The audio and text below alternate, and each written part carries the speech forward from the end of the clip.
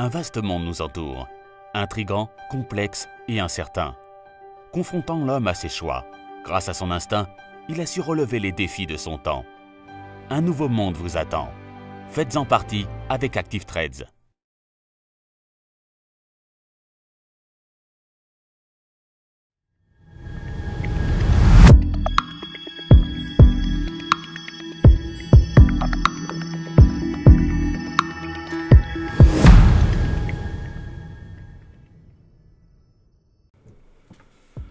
Bonjour à tous et bienvenue sur boursicoté.com pour cette nouvelle analyse technique Forex et matières premières, avec donc des cours de la paire de devises euro-dollar qui, après ici être revenu chercher la moyenne mobile 20 exponentielle, marque de nouveau plus haut significatif par rapport au précédent point haut que nous avions ici. Donc dans ce contexte, d'un point de vue un peu plus court terme, on a une grosse pression ici haussière donc qui se fait sur la paire de devises euro-dollar, avec RSI et stochastique donc qui entre en zone de surachat, accompagné du MACD qui reste lui pour l'instant haussier. Donc le fait d'avoir cassé ce précédent point haut significatif indique un objectif probable ici sur la zone des 1.2530, objectif donc qui pourrait définir en cas de cassure une orientation de continuité haussière qui pourrait prendre forme sur l'horizon de temps moyen terme. Sur l'or, nous avions tracé ici une résistance oblique qui était définie par seulement 2 points significatifs. Il semblerait que cette résistance soit testée et soit en train de céder actuellement. On avait déjà cassé à la hausse ici la zone des 1344 $ l'once. On avait retrouvé donc ce niveau comme support avant ici de se projeter sur une cassure de cette résistance oblique. Alors attention, nous sommes sur une zone qui est relativement floue. On pourrait très bien repositionner cette résistance pour avoir un troisième point significatif. C'est si un retournement se produisait, et notamment si on repassait sous les 1344.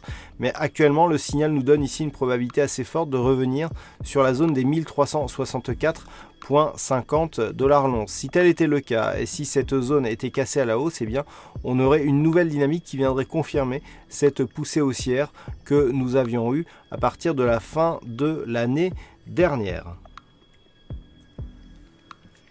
Et puis enfin sur le WTI, nous avions depuis la rupture ici de cette résistance oblique un objectif dans un premier temps de retour sur cette zone des 64 $ le baril, puis un objectif ici de retour sur ce précédent point haut significatif. Celui-ci a été atteint puisque nous avons marqué aujourd'hui un contact ici avec la résistance des 66,50 $ le baril. Donc l'analyse technique donne ici toute sa mesure.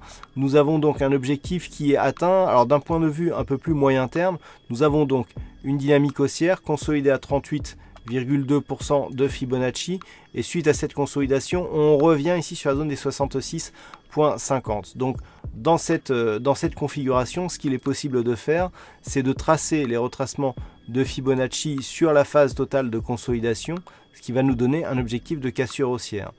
Par rapport ici à cette configuration, nous avons donc une extension de Fibonacci à 71,99 que l'on pourra arrondir à 72 $ le baril. Donc nous avons toujours cette zone majeure des 69,50 $ le baril, mais si les cours venaient à casser ici la zone des 66,50, c'est bien les 72 $ que l'on pourrait viser liés à l'extension de Fibonacci.